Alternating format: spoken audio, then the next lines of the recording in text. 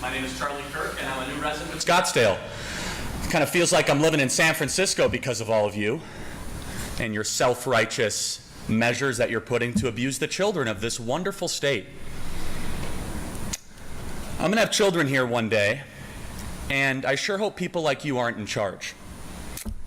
You are defying Arizona law and measures to mask children, even though there is zero evidence to show that children are at a significant risk of catching or dying from the Chinese coronavirus. In fact, children who drive to school are at a much larger risk of dying on the way to school than from COVID-19, according to the CDC. The CDC's research says the following: children 5 to 14 years old have a 0.2 chance of dying from COVID. Yet from all deaths, suicide is 1.5, homicide 0.7, cardiovascular disease 0.6, drowning 0.5, flu and pneumonia 0.3. Suffocation and COVID are the exact same measure.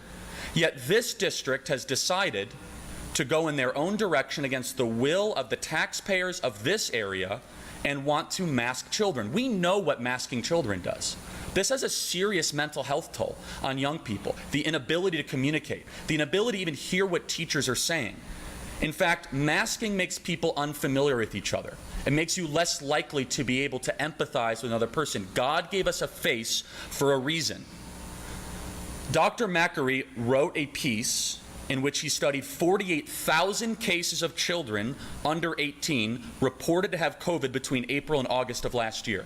How many children died? He said, quote, "Our report found a mortality rate of 0 among children without a pre-existing medical condition such as leukemia." So why the mask craziness?